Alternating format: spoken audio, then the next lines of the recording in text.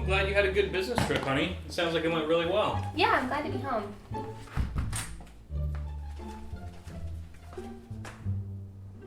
Is that a computer case? Yeah, it's the Define S from Fractal Design. It runs so quietly, I figured I'd put it there as a reminder that in this crazy, hectic world, silence really is golden.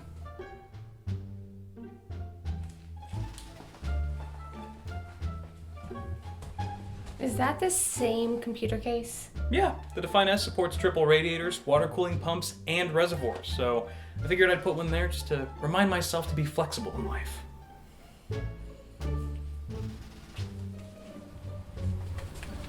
Really? In the bathroom? Why? Well, yeah, I figured the toilet hasn't been working lately, and the Define S has such a spacious interior that I just thought... Oh my god! The Define S from Fractal Design is built for uncompromised custom water cooling. Please use responsibly. Click the link in the description for more info. What's up, guys? Welcome back to the channel, and this is build log number 2, where I'm going to be doing a little bit more on my custom water cooled build, a little bit more paint modding actually, because if you watched the first build log, you remember that I painted my thermal armor. That was pretty much it, but I'd like to take it a step further and, well, just take a look here. So this is what I've done so far. Nothing's really changed since the last video. You'll notice the thermal armor is gray, and we've got some black in there as well. Now I'm going with a black, gray, and hot pink color scheme. Today what I'm going to be focusing on is painting the radiators themselves. Now you can see black obviously matches quite nicely. I could leave them black, but I just figure there's going to be so much gray on the left side of the case with the thermal armor the way it is, that there's not going to be much gray on the right unless I do something about it. So obviously the liquid in here is going to be pink, got the black pump and the black background. I'd like the radiator to be gray. I think that'll look really nice and kind of tie everything together a bit better than it is now. So what I'm going to be doing today, I'm going to be painting both radiators. I'm going to start off with this one and hope it goes okay. The reason why I'm starting with this one is because you can't see it as much in the case, especially when the fans are on and the side panel's on.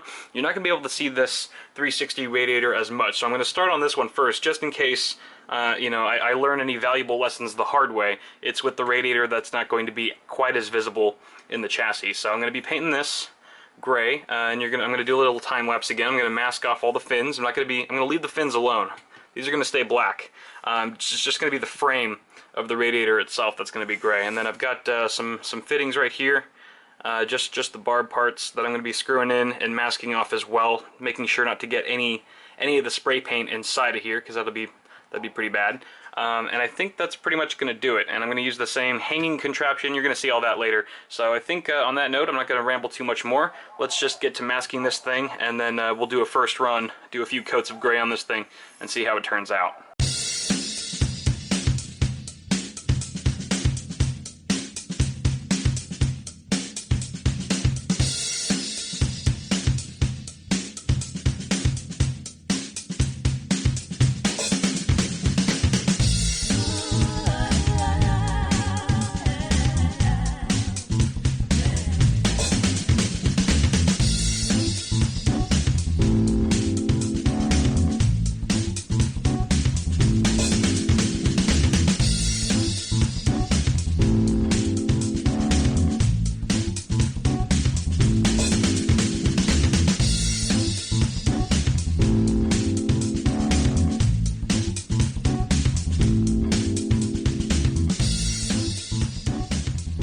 Alright, so here we got our radiator all masked off. Masking this thing was a lot easier and a lot quicker than masking off the thermal armor, just because you're basically just dealing with a large rectangle, no funky angles or shapes to deal with.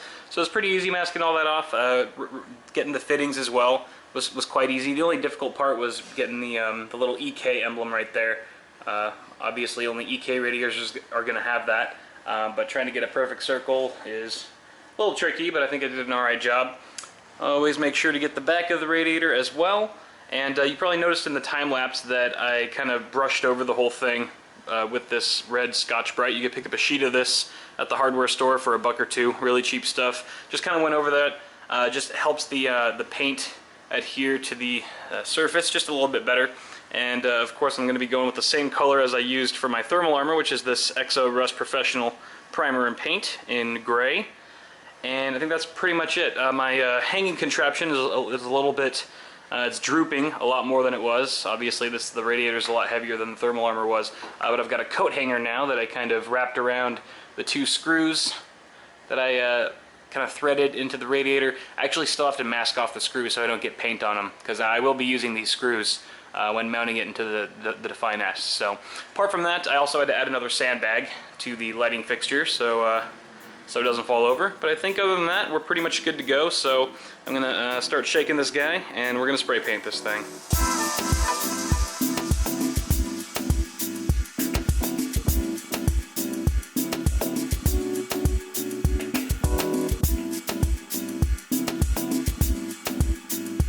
Alright guys, so this is the morning after. Just woke up and came to check on the radiators, see how they're doing, and they're looking pretty good. The 360 actually came out really nice. They're almost fully dry at this point, but you can see it's just really smooth all the way through. However, on the 240, you'll notice that it's kind of rough. The surface is much rougher than it is on the 360. They call this the orange peel effect because it's got kind of like a textured finish, which is not desirable in most scenarios. The reason why this effect is created is because, well, there's a couple different reasons, but I think in my case, I think what I was doing wrong was I had the spray can just a little too far away, and I was following the recommendations on the tin can that I was spray painting with. But apparently a lot of people online say, no, go a little bit closer, because what happens is if your can's too far away, the particles of paint will actually dry as soon as they hit the surface, or they'll dry mid-air, and then by the time they hit the surface of the object you're painting, it won't actually go on evenly. Instead, it'll just already be dry, and the result is this kind of grainy finish that I'm not a huge fan of. But there is a way to rectify that, and I've already kind of started on it here.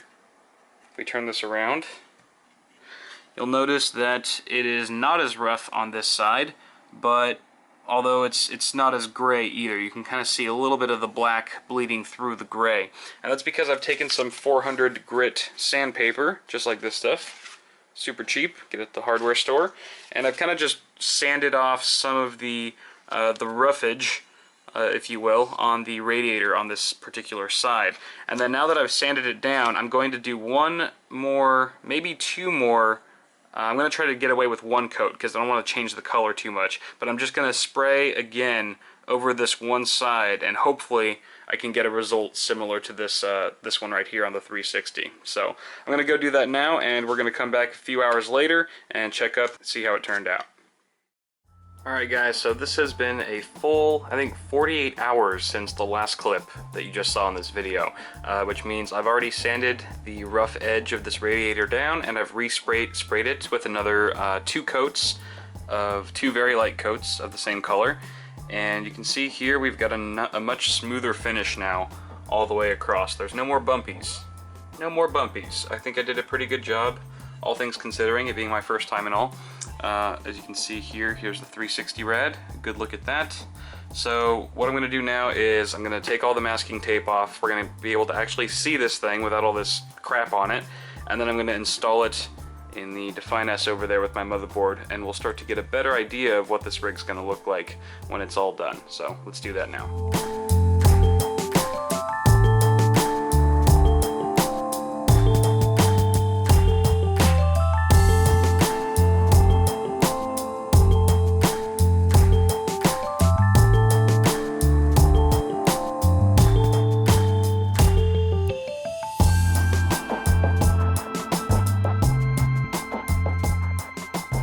Guys, so here is the rig so far with the radiators installed. I also kind of installed some Venturi fans that are going to be right there in push, exhausting air up at the top of the case. But here you can kind of just get a better overall idea of the color scheme going on. Like I said before, this box is actually pretty close to the color of the liquid that I'm going to be using in the system. This is the liquid right here. So the lighting doesn't really do it justice, but it is pretty close, so I'm just going to leave that bottle right there so you can kind of get an idea of the overall color theme that I'm going for. I think the radiators look really good in here.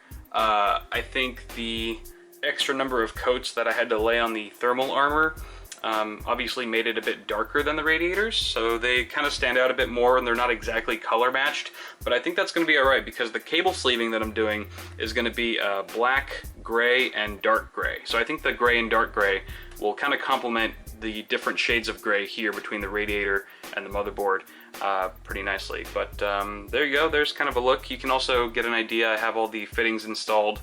I actually am in need of 1, 2, 3, 4 more fittings. I need 4 more fittings. As you can see, I didn't buy enough compression fittings.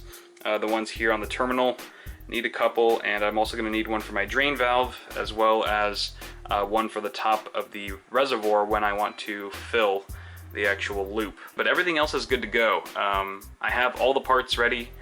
Oh, I will tell you that I did get this video card in right here, this Zotac GTX 980 Ti AMP edition. Very cool card. I'm going to be doing a review of it probably this week if I can get around to it. Let me take it out for you. Boom, this thing is a sexy beast. This thing has been all over the internet and you've probably already seen some reviews of it online, but I'm going to do my own take on it. I haven't even tested it out yet or taken it out of the box, but I'm going to be removing the cooler after the review, and it's going to be going into the pink and gray build over there.